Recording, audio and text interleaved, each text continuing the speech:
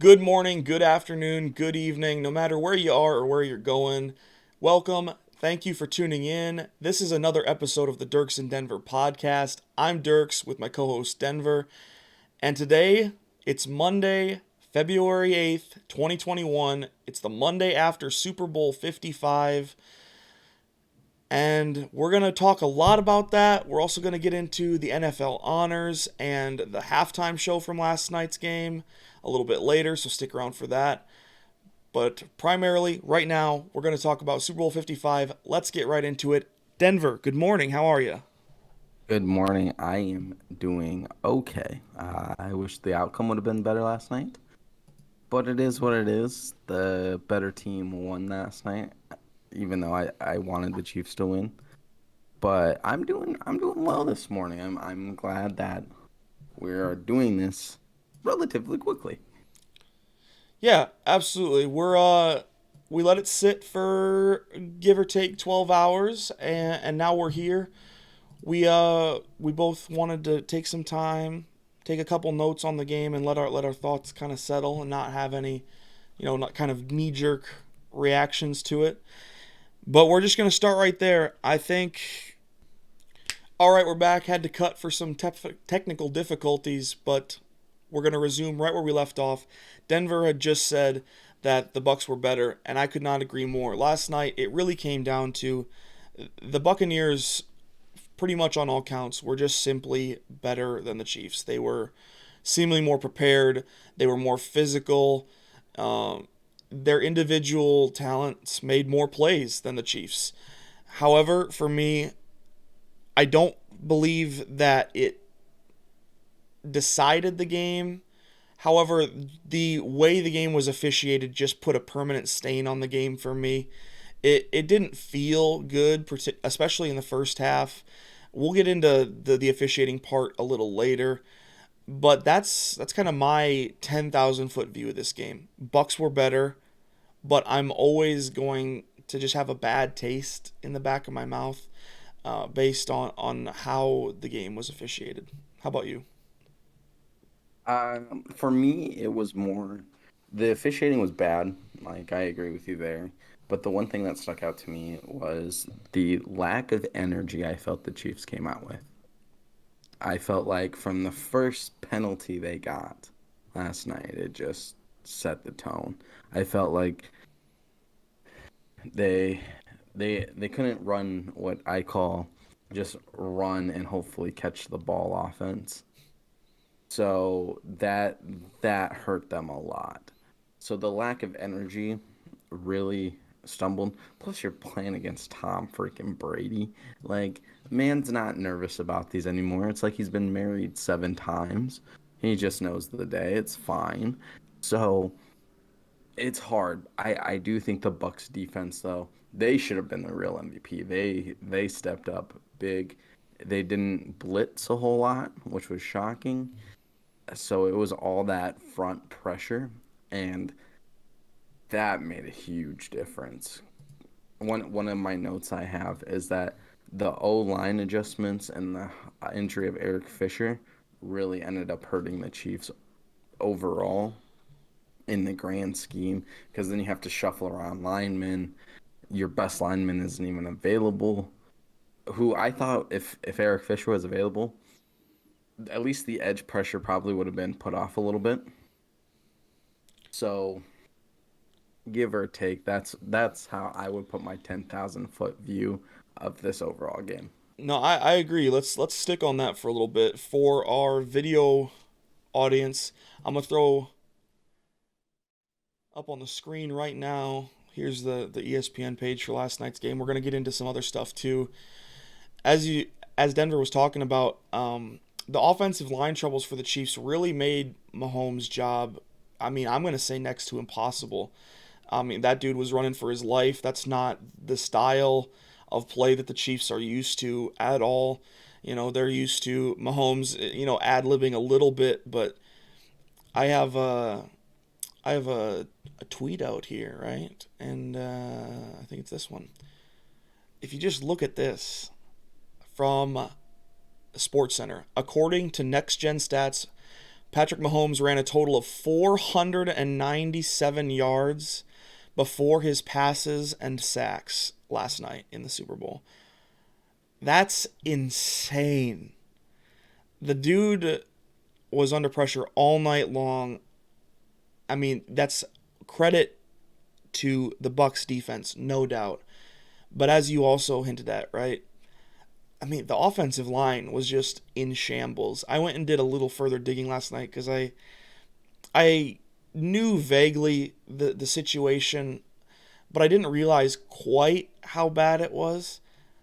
From their opening day starters this year, when they played the Texans back in early September, only 2 of the 5 offensive linemen who started that game made it to the Super Bowl. And that was Austin Ritter, the center, and Wiley, who ended up starting at one of the tackle spots last night. I believe he was the right tackle, but he normally plays, I believe it's right guard. And Yes. you could also then take it one step further, and while Wiley was their starter, I believe all season when he was healthy, he wouldn't have even been the starter had a very impactful opt out as it would happen. Laurent Duvernay Tardif, Oh, yeah. their normal right guard. Obviously, what he's doing up in Canada, very noble. We're not gonna chastise him for opting out. I think he did it for the right reasons. But that meant that only one guy who would have started for the Chiefs all season, if things were normal, only one of their 5 offensive linemen made it to the Super Bowl, and that's just not a recipe for success. Um, One of my notes here, crazy. because you started talking about how the Mahomes stat of running 497 yards before getting tackled for a sack or possession loss, whatever, hmm is Mahomes just kept trying. At one point in that game, especially in the second half, I really looked over, and Grammy, who is my girlfriend's grandma, we were watching the game, and I said, it just looks like the entire offense just doesn't care, and Mahomes is the only one trying to come out on that top. Mahomes kept going as hard as he could, and I give that man absolute credit. A lot of people probably would have felt defeated at that point, but he just kept going.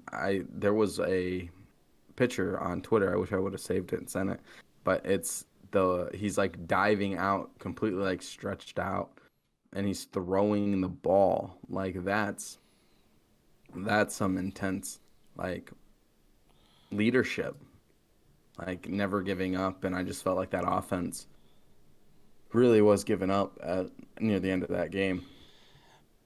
No doubt that I give a lot of credit to Pat Mahomes because he was obviously under fire all night, playing with a turf toe, as reported several times.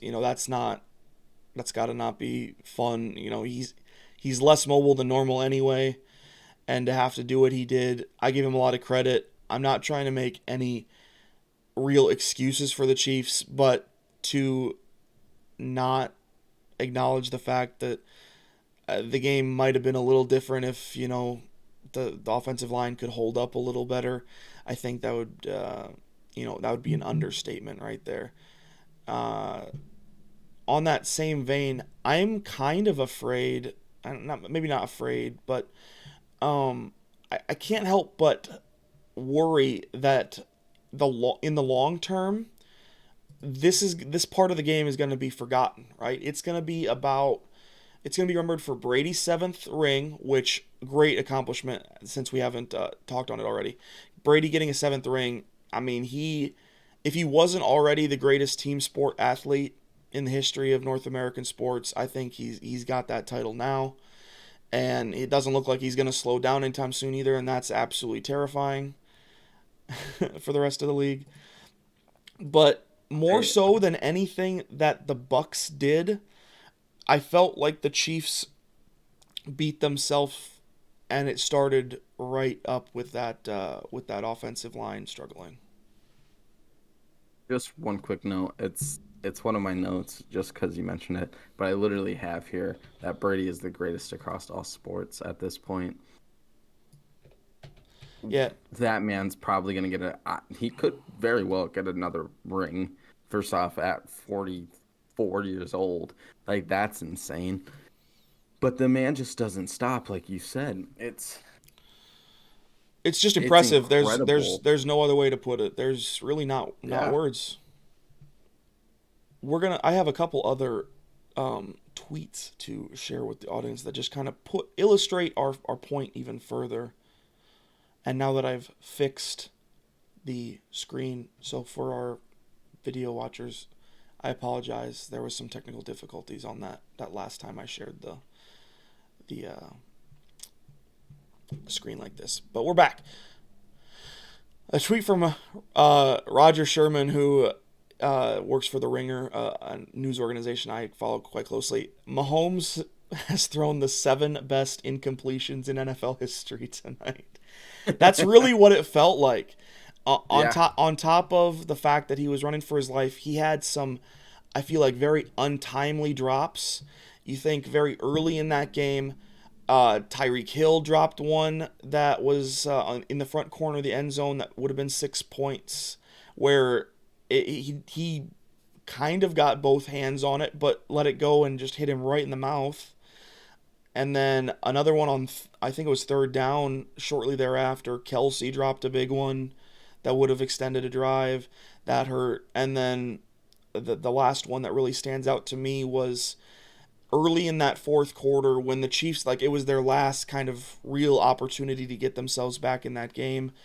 Darrell Williams dropped a pass very similar to the Tyreek Hill one. I think it like hit him. I think it went through his hands and hit him like Right right in in the the helmet. neck, right in the neck or the helmet. Yeah, on fourth down, and they turned the ball back over on downs to the Bucks, and from there it was really over. Jim Nantz and Tony Romo did their best to try to keep some drama in it, and like they really milked that thing. But after that possession early in the fourth quarter, when the Chiefs were still down 3 possessions, everyone knew that it was over. It was going to be a tall task to begin with, but after that, there was absolutely no hope for the You Chiefs to just come back in mentioned that game. you mentioned Tony Romo, and I loved it last night. We were sitting here, and Tony Romo like 4 times said, "If there was ever a chance to have a comeback, it's right now." Starting in the third quarter.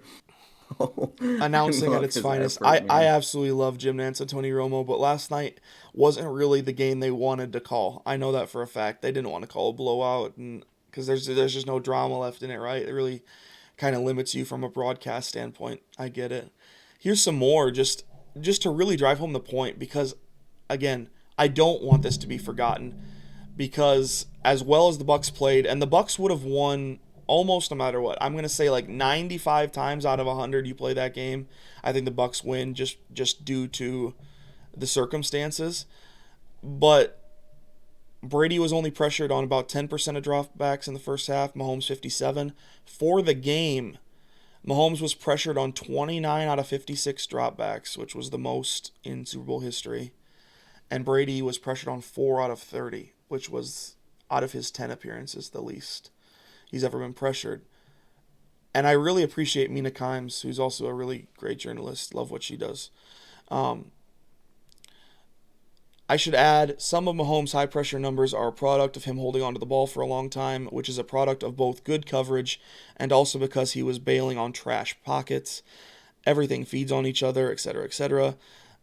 And then another stat that she quote tweeted from a Pro Football Focus member. Love what they do as well. Mahomes was under pressure in 2.5 seconds or less on 24 plays, which was 43% of his dropbacks, apparently. And for Brady, it was just 3 such plays. That was another thing that, a lot of people were going to say, well, he was running around like an idiot and like just wouldn't get rid of the ball. Well, he was running around like an idiot almost from the jump on all of those occasions. So that's really not an argument in my mind. It was just a rough game all around for the Chiefs offense. They never really got their rhythm going like we're used to seeing them, and it showed, because I don't think anyone would have guessed the final score would be 31-9 for either side in this game. One thing I want to mention as we continue, these stats you're pulling up specifically with Tom Brady being pressured only 4 out of 30 times. one thing I could not get over last night was how bad the actual Chiefs defense is. I said this all year to Grammy. When we'd watch the games on Sunday, I said that the Chiefs are super good. They're super talented, but their defense is horrendous overall.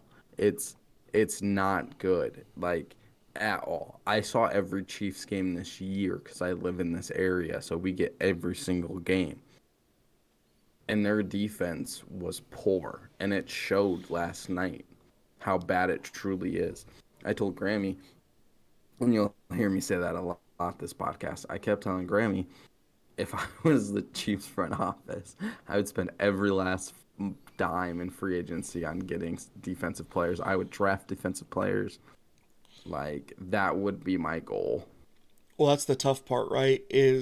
I mean, we acknowledged as much on Wednesday when we recorded kind of our preview episode that obviously the Chiefs aren't known for their defensive effort, right? They have some really good players, Chris Jones and Tyrann Mathieu come to mind as they're all world talents, but everywhere else you have what are probably like replacement level and below, and in the long term that's just not sustainable.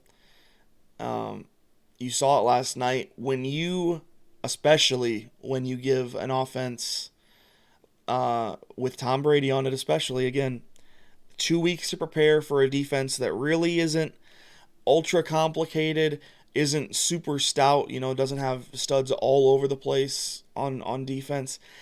They're gonna have an attempt, a really good attempt to solve you, and that's exactly what the combination of Brady and Bruce Arians and Byron Leftwich did. Like, they absolutely unlocked that defense. There for most of the middle two quarters, it didn't even look like the Bucs were really trying to move the ball down the field. They were just doing it effortlessly, and that can't happen. It's not quite like it was a year ago when the Chiefs were able to kind of buckle down and get the stops they needed down the stretch against San Francisco. I mean, this is the greatest offense of all time, or greatest player of all time, leading a very capable offense, rather. And One thing you I just want to can't get away with that. One thing I want to mention, when this really started to pick up, like in the game, like the Buccaneers' aggressiveness, is this little feud between Brady and Tyrann Mathieu. I'll say this: I've never seen Brady chase after another guy like the way he did Tyrann Mathieu. He was going for him. He Tyrann said some smack to him, and Brady said, "Okay, like, you really want to do this? You're 5'8". I'm the greatest quarterback of all time. Like, I'm going to throw the ball constantly at you and get you upset and irritated and make you do stupid things on defense, pass interference calls, etc." So that is one thing that I was totally shocked by, the aggressiveness that Tom Brady came out. When people came up to him, he stepped up.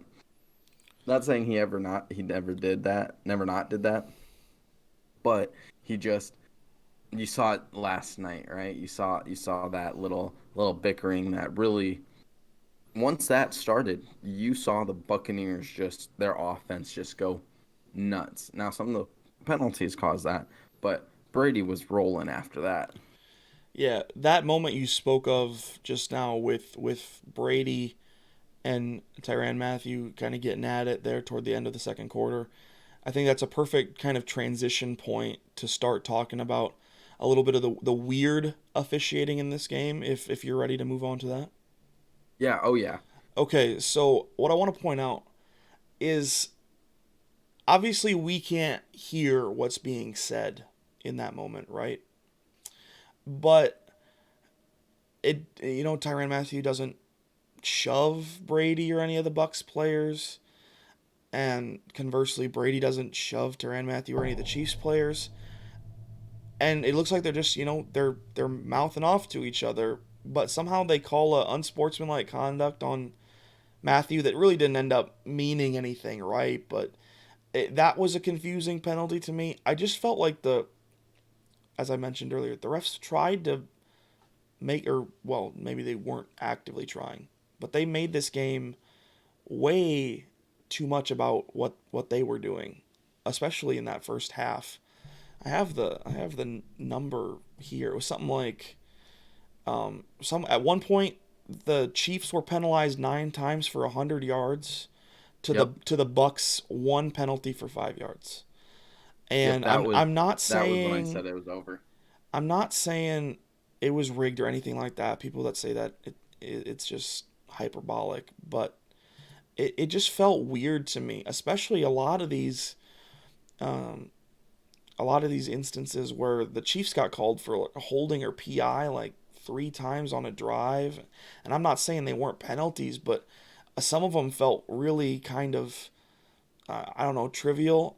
And the thing that I can't shake is when Mahomes is running around for his life and keeps the play alive for 8, 9, 10 seconds.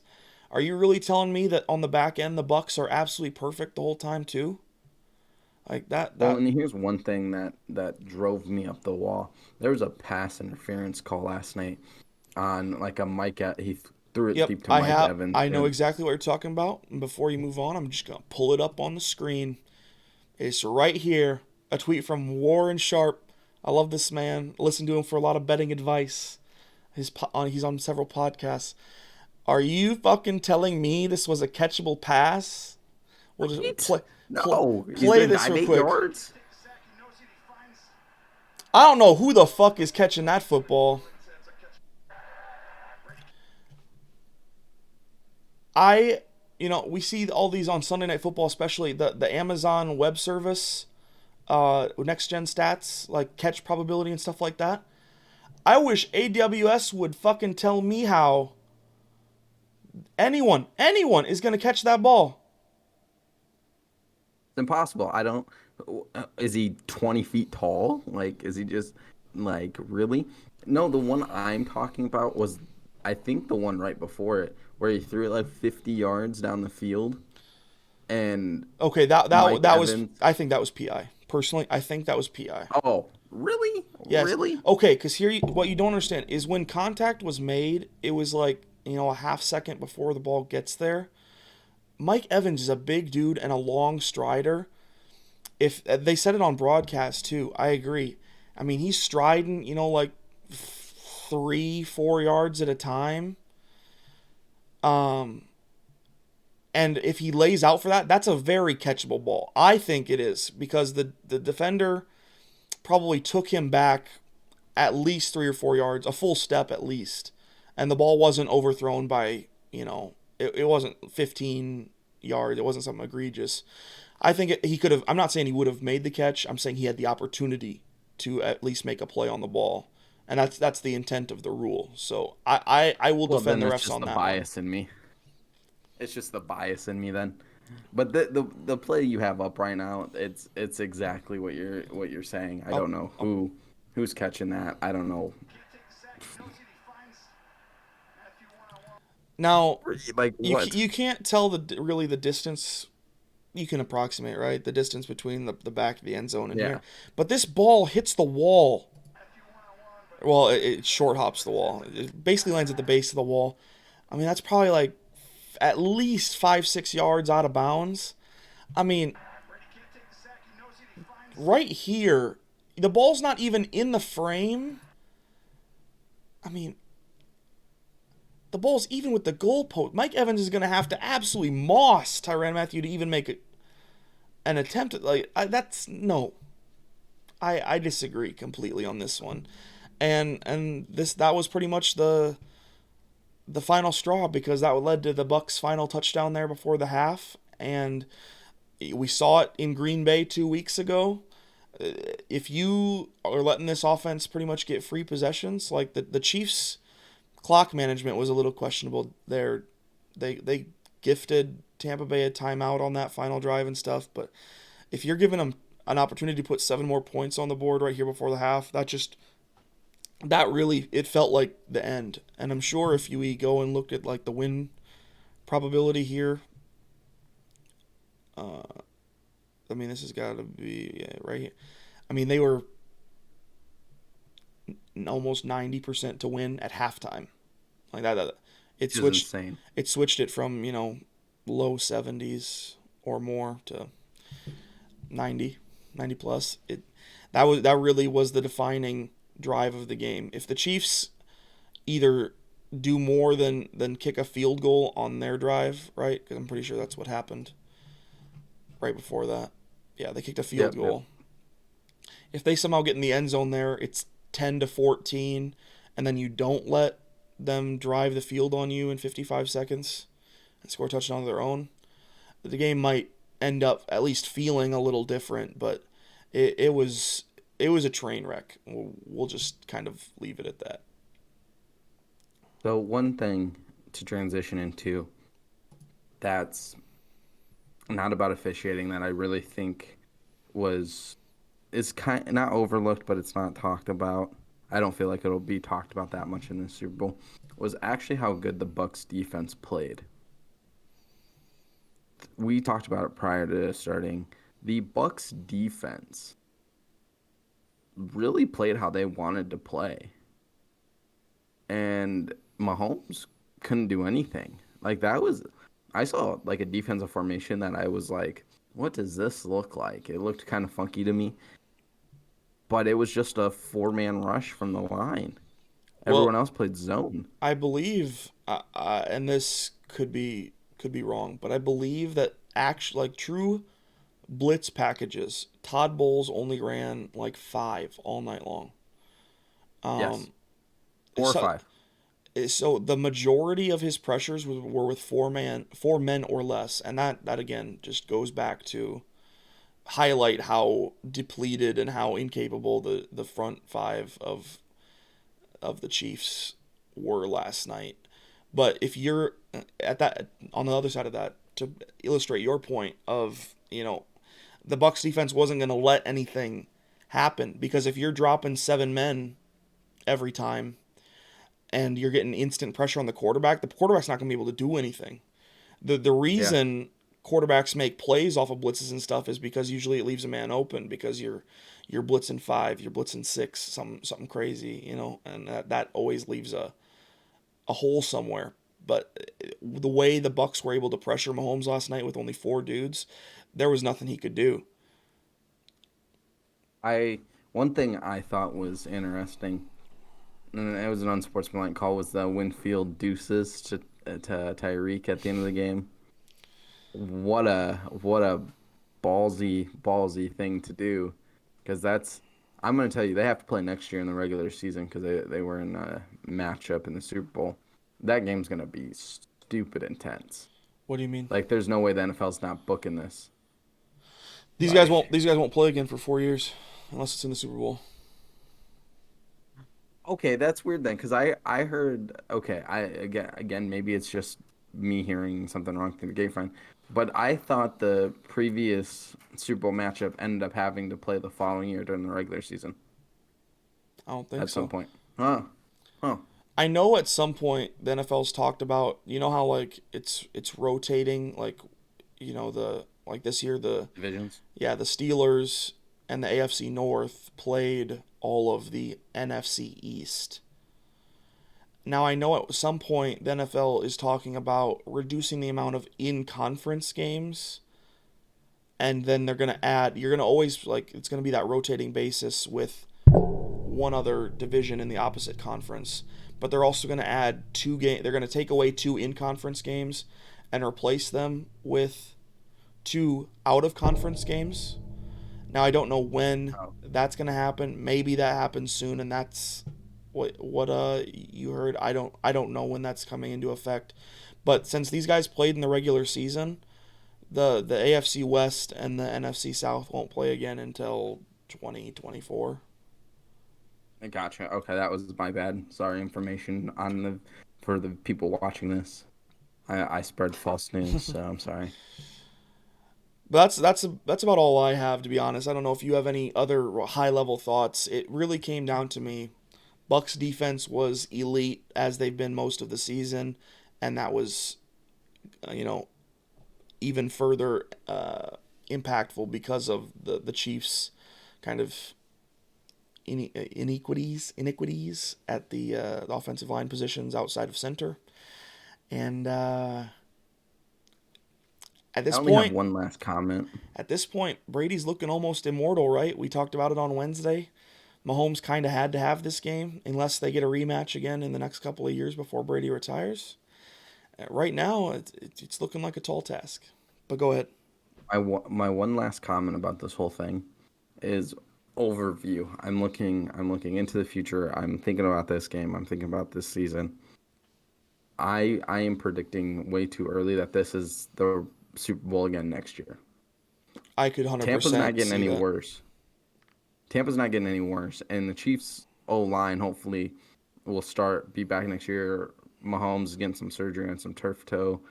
I think this week or next week to start his off season. If you didn't know, he had turf toe, and so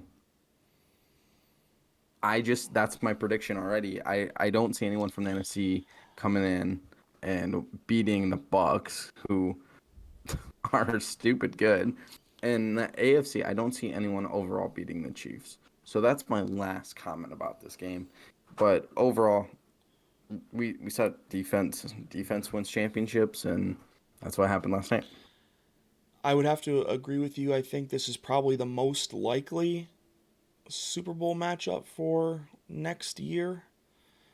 I know, I think I saw with like the betting odds and stuff, for some reason, the Packers are still the way too early betting favorite to make it out of NFC, but that could all change if Rodgers leaves. That's a discussion for another time. So we'll just leave it at maybe we get round two next year. Only time's gonna tell. And I think we now can safely move on, forget about this game a little bit. Again, congratulations to the Tampa Bay Buccaneers, second ever Super Bowl. Tom Brady, his seventh ring individually. And hopefully we get something as a better game next year. That's all we can hope for, Yeah. right? We're going to talk some NFL honors now, Denver. Did you watch the Yeah. live show? I did not. I did not watch the show. I was busy, I think. I don't know. I did not either. Obviously, I care about it and kept up on it, but I did not watch the live show, so I didn't know if there were any special moments there. I was kind of interested in it just because it was at least a mostly socially distant event that they did. I think primarily at the Rams Chargers Stadium. So maybe I'll have to go back and catch some video of that. But anyway, moving on. We're getting right into it. We're just gonna run through the award recipients real quick, and then we will get into further discussion about them. So here we go. We're throwing it up on the screen for the visual audience.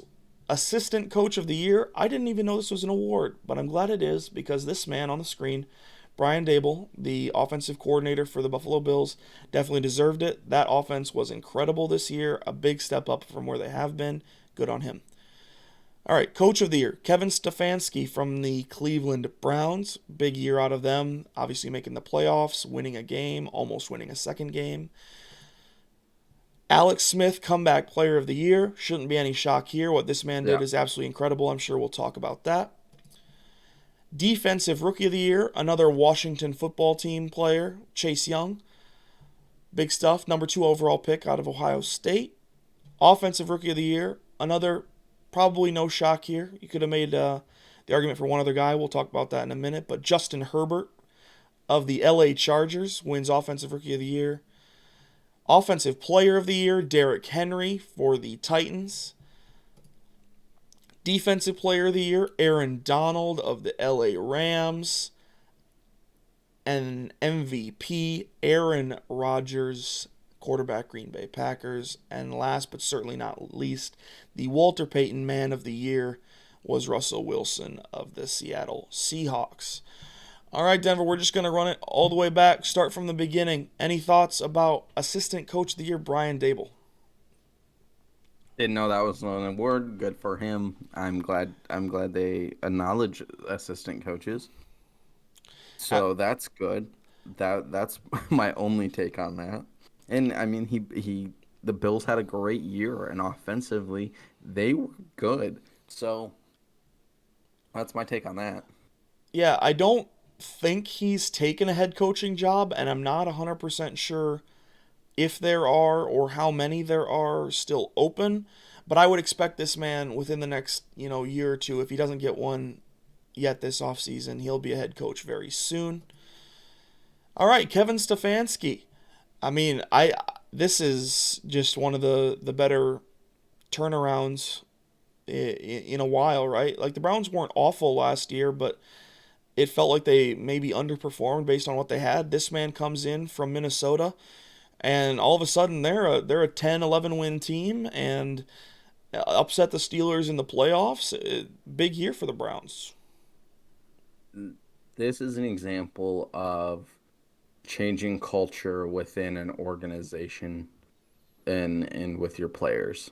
He comes in, he's more personable, he's more of a jolly guy, I would say. He's what the Browns really needed to succeed. So good for him. Really, I think this head coaching changed how the Browns are going to be for a long time. I would say the considerable future as a Steelers fan, now that it's the Ravens who are always good. Now the Browns I have to worry about, and I'm assuming that Cincinnati will continue to build around Joe Burrow, and the Steelers are looking like they're going the wrong way. So that makes me very, very scared on a more personal note. Moving forward, I love this. Comeback Player of the Year, Alex Smith. This dude had, I don't even remember how many surgeries it was. I want to say like 17, just so that he could freaking walk. No one thought he was going to play football again. Gets cleared. He comes in, and he's a big reason why Washington made the postseason. Now, I understand that they only had a 7-9 record, but that's good enough sometimes. And Alex Smith is definitely good enough sometimes. I think Alex Smith coming back and coming from second string quarterback, third string quarterback sometimes to win this award is a true testament to that man's character, how he loves the game of football. It's honestly a pleasure to watch that this year, and I hope Alex Smith is able to take the Redskins to maybe a winnable record, at least for that division. So, yeah, absolutely. I think, honestly, throughout most of his career, he's been a little bit underrated. When he was on the 49ers early on, they weren't great. And then he had that 1 year under whichever Harbaugh it was. John, I always get them mixed up. Anyway, yep. He had a good year, but then got replaced by Kaepernick. And then he got his shine with the Chiefs a little bit, but he's always going to be remembered probably as the guy who helped get them to the point where then Mahomes could take over and do what he's been doing. So to see him go down with that injury, I am very glad that didn't end up being the final moment of his career. He's getting up there in age a little bit. He very easily could have just thrown it in and retired and just moved on with his life. But for him to come back again, it just shows that this man has some unshakable character, and I'm in the boat that this award needs to be named the Alex Smith Comeback Player of the Year award in the future. Yes. Alrighty, moving on. Again, another Washington football team player gets an honor. Chase Young. This was probably the easiest vote out of all of them, right? You'd imagine. Maybe Alex Smith actually was more of a landslide, but Chase Young, there wasn't a better defensive rookie than him this year. Absolutely not. That's why he's here on this list. I have one sentence about the defensive rookie of the year. I can't name another defensive rookie of the year that was better than Chase Young, and I can't even name another defensive rookie of the year candidate that could compete against Chase Young. The man's dominant. The man's a force. He's probably going to be like Aaron Donald levels of good here at his peak. I really feel that. Absolutely. I saw so much talk early on this year about, he's already a bust. He's not getting the pressures that you Get out of here with that shit, man. This dude was still, he had no off season to speak of. Comes into the NFL and still, he put up a respectable number of sacks for a rookie. And as the I almost said it. The Washington football team.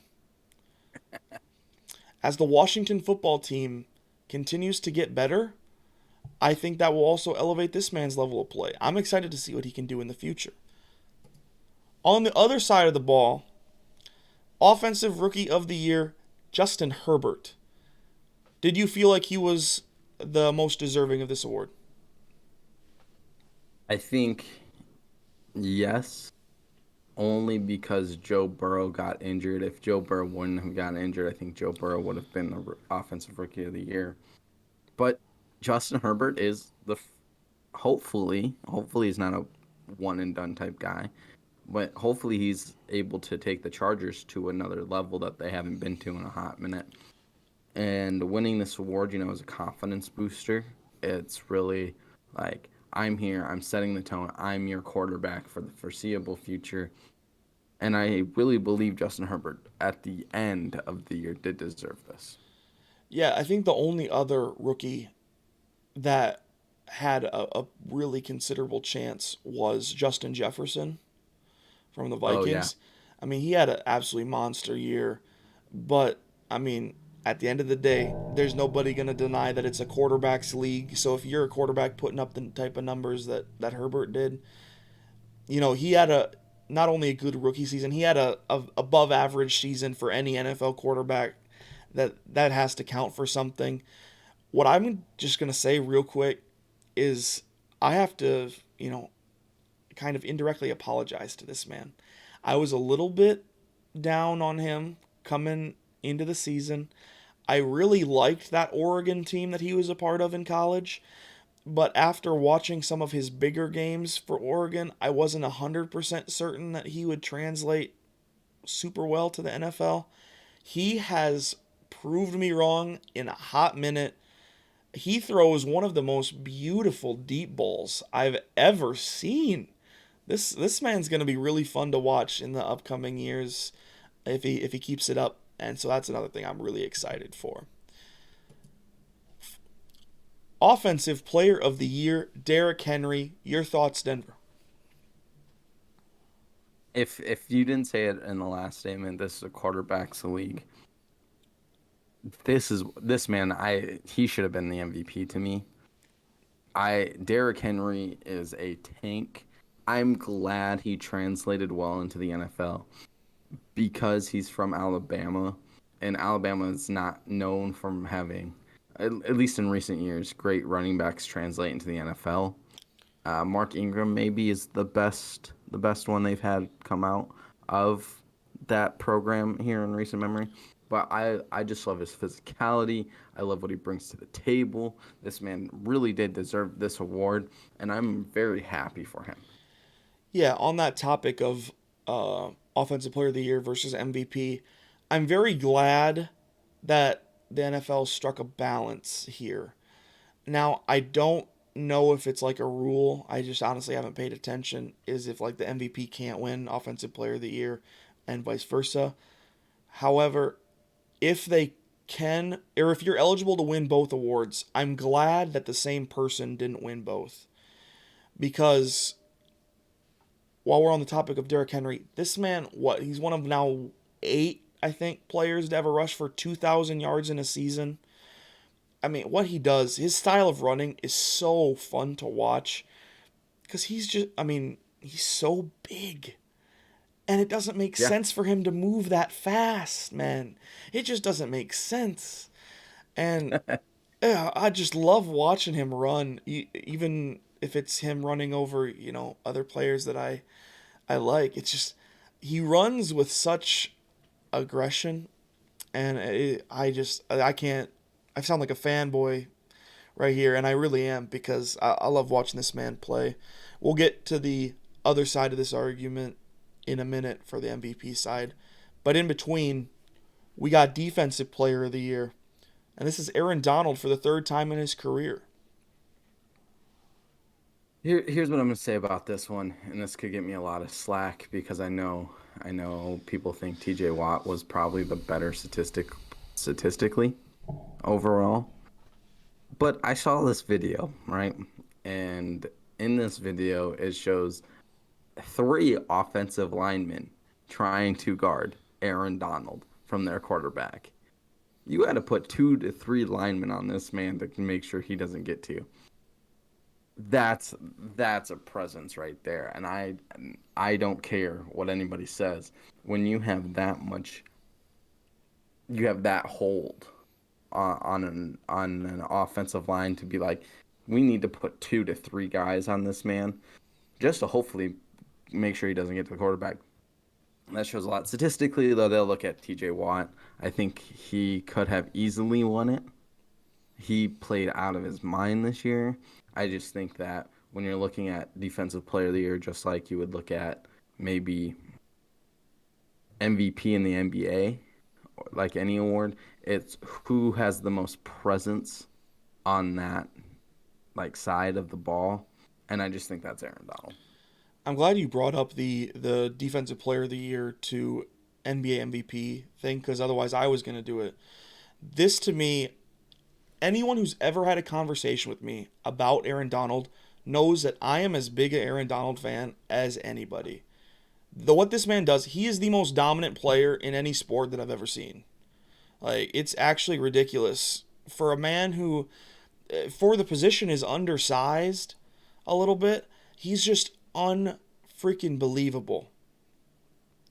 Now, that being said, TJ Watt was robbed. In the NBA, now you were saying that it always goes to the player with the most presence. I completely disagree. In the NBA, you got stat padders like Russell Westbrook and James Harden that are getting the MVP award and getting a lot of votes for the MVP award year in and year out. And what they do, they don't have the same presence. I mean, if the NBA MVP was awarded to the man with the greatest presence every year, LeBron would be the 17-time defending NBA MVP. Sometimes stats have to matter if you have an exceptional season. And for that reason, I think TJ Watt was robbed. And I know it's his brother coming to his defense here on the screen, but this is important to me. The quote from TJ Watt reads, "Aaron Donald is an absolutely incredible player. I love watching him play, and he's headed to the Hall of Fame without question. This has nothing to do with AD personally. This is me saying what my brother won't. TJ played one less game and still led the NFL in every major category." Now, stat padding in the NBA is way different than what TJ Watt did this season. There's not really a way to stat pad in the NFL unless you're some quarterback racking up a shit ton of yards when your team is down by 40 every game, right? TJ Watt led the NFL for edge rushers and like interior linemen in literally all these categories on your screen that's green. And for the people who are listening audio only, that's sacks, tackles for loss, pressures, QB hits. He gives up forced fumbles to Aaron Donald, but he also had 7 passes defense and a pick. So, there's a little bit of a trade-off there. If you have this statistically dominant of a season, I think that has to count for something, and that's why I think TJ got robbed this year. That's not me as a Steelers fan talking. That's me as a dude who's trying to strike a balance between dominance and statistical production. There's no doubt that both men have the statistical production relative to where they are, and Aaron Donald is no doubt the more dominant player, though TJ is incredibly disruptive if you ever watch a Steelers game. I just think that if you put up the type of numbers that TJ put up this year, you have to win the award. Unless someone did absolutely something nutty, like, a middle linebacker put up, 4 picks, 200 and something tackles, and, a handful of forced fumbles or something crazy like that. Or maybe a cornerback, like the other guy who probably had a case for it was Xavier Howard, the cornerback for Miami, just putting up as many picks as he did. But stats have to count for something. Otherwise, why do you have them? I agree with you. I mean, I just, like I said, it's just pure dominance to me. I think you talking about it, I can look at it in a different light. You know, it's just, yeah, he got robbed. It's one of those situations where if you look purely at stats, TJ Watt should have been your defensive player of the year. Well, and even just to take that one step further, and then I'll have said my piece. I think, obviously, like I already said it, right? Aaron Donald is the most dominant athlete in any sport I've ever seen. But I think that undersells the amount that TJ can show in games. I mean, that man I know edge rushing versus interior lineman, that's a tough thing to, go 1-to-1 on, but TJ does a lot of great stuff too. It's not like TJ is some wimp who has, guys, guys still double him, not to the same uh, frequency as Aaron Donald or anything like that. But to think that he has it easy, I think is underselling it. And again, I think he deserved to win this award even more so than he did last year when I felt like maybe he didn't even get the shine he deserved then.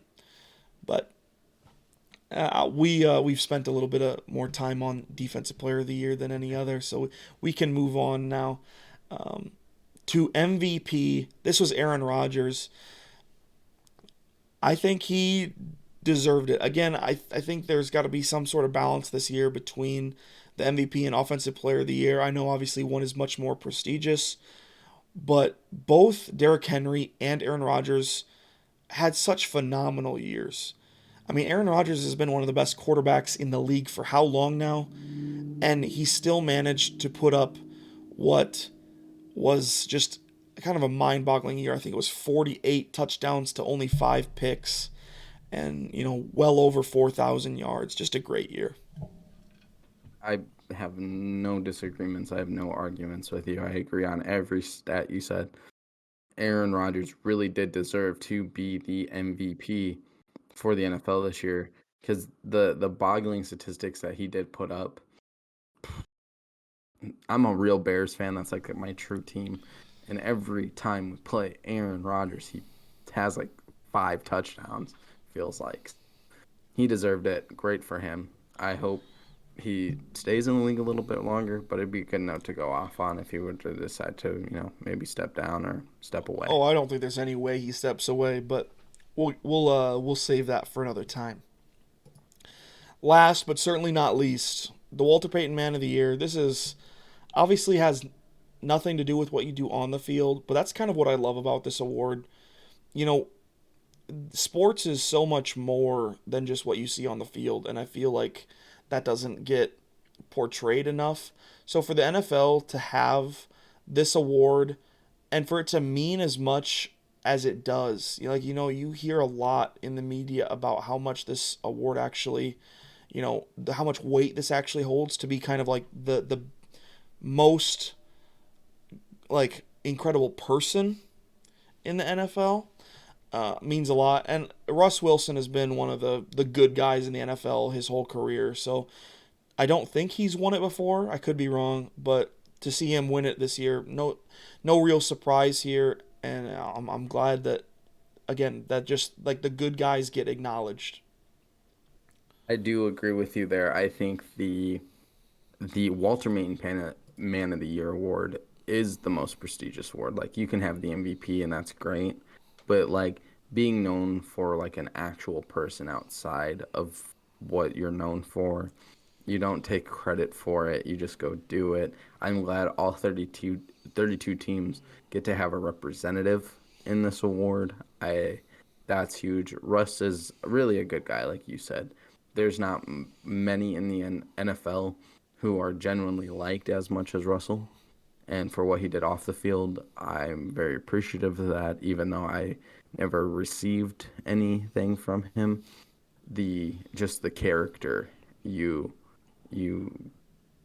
learn about the man. And so congrats to him for that. The last little bit we'll do here about the NFL honors thing is we're going to throw in the newest Pro Football Hall of Fame class in here. We have Alan Faneca, who was a guard for the Steelers, the Jets, and the Cardinals.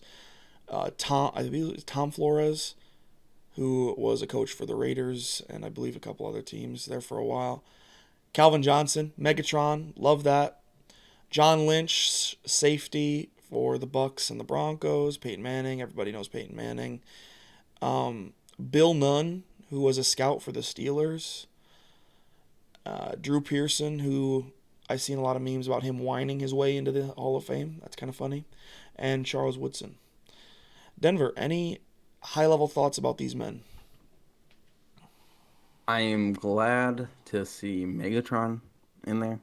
I am glad that Peyton Manning wasn't even like discussed. Like it was like, yep, he's in there. And Charles Woodson, Charles Woodson gets I don't necessarily say overlooked a lot, but his presence was really felt. So for those three to be the main headliners of this upcoming NFL Hall of Fame is really great, and this is a truly special class because I got to see 3 of these guys, 4 of them really, in my lifetime. So yeah, this is very interesting. You got a lot of different stuff here, right? I think Faneca has been in the wings waiting for a while. Like he's been eligible for several years, but just hasn't got the number of votes. But everyone kind of knows he's been deserving because of the career he had. Calvin Johnson having a relatively short career, right, and still making it as first ballot. That's not a shock at all, but that just is kind of a testament to how dominant he was for the short time we got to see him. Love John Lynch, both as a player and a manager. He's just kind of a fun guy, especially now that you see him as the face of the 49ers. Everyone loves Peyton, no doubt there. And then the other one that obviously we got to see is Charles Woodson, and he was so good for so long that I don't really have anything to say in particular on any of these guys. I'm just glad we got a good Hall of Fame class, And with that, I think that closes this segment of the podcast. Alrighty, folks. We're here, we're back, we're better than ever. And we're talking about the Pepsi Super Bowl halftime show featuring The Weeknd yesterday. And I gotta say, usually I keep my mouth shut about the halftime show. I just take it for what it is. I was a big fan of what went on yesterday. Now I am a pretty avid listener of The Weeknd, but I thought that was one of the better halftime shows in a while, considering the quality that we've gotten recently. What about you, Denver? I liked it. I thought it was okay for what it was, actually. I really enjoyed The Weeknd, but his newer stuff I'm not a super big fan of. So I'm glad he played the hits. Made it much more enjoyable to listen to.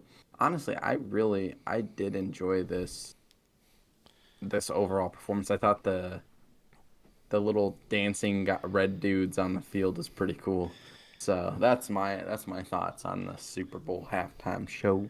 Yeah, he did a lot of really unique stuff. I'm gonna throw up on the screen right now some pictures from it. Just it was such a, and usually the production value of the Super Bowl halftime shows, right, is great, but it kind of varies greatly on like the quality of the actual performance. Again, he played some of his old stuff, he played some of his new stuff. I really like most of it. So last night was a blast for me. All of the stuff that he played is stuff that I was really into. I was not going to be shy about it. I was definitely singing along, terribly, not, but that's a different discussion. I just thought that it was very refreshing to get a halftime show that I actually enjoyed watching, because I'm still having flashbacks a little bit to like the Justin Timberlake halftime show, and the awkward moment with that kid in the stands, and like last year with J-Lo. We'll say, to be more politically correct, it was less about the music last year, right? We'll leave it at that.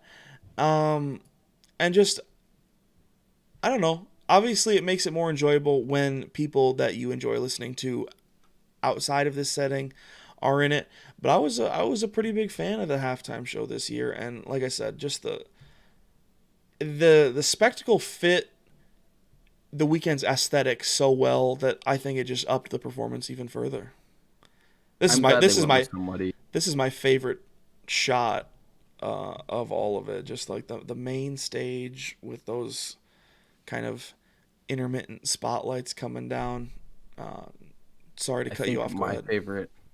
my favorite part is that they actually went with someone who was like semi-relevant to today's music, That's fair. and so that did make it much more enjoyable. I thought this setup right here with the God, I don't even know, dancing dudes. It looks like a stadium seating type thing. That's actually the Buccaneer like ship. Like that's where it was in front of. If people didn't know, because he performed on that side of the field. So I was like, oh man, they did that. That's cool. So Yeah, again, we're just gonna keep this real short and sweet, because obviously Denver and I, while we enjoy music, we're not, it's not like we're experts. We're just fans of entertainment, right? yep. And I think we can both say that if you're into his music or into music of that type, and you didn't catch the halftime show yesterday, I would definitely go check it out. I know the NFL has it on their YouTube. I might link that in the description of both editions of this podcast. And yeah, I think that's all we have for today. This has been another wonderful, wonderful episode of the Dierks and Denver podcast. I hope you enjoyed. Before we go, I'm just going to plug all our stuff again. It's right down below me if you're watching the video product. Oh, there we go. There we go. You can follow us on Twitter at Dierks Denver Pod. We're going to be posting more and more updates as we continue to ramp up this kind of production and stuff like that. You can look for the full episodes of these. If you're joining us live, they will be recorded later today on YouTube. You can search for Dierks and Denver Podcast, or on SoundCloud. You find us at soundcloud.com/DierksDenverPod. Again, thank you for joining us today. Denver, I'll throw it over to you for any final thoughts. Thank you for coming out. We appreciate the love and support. This was fun. We'll be back again Wednesday, I believe. So keep up on our social media for that. Love you. Thank you guys. As we grow, you grow with us. Remember that. Peace and love. Wherever you are, wherever you're going, thank you, and we'll see you next time.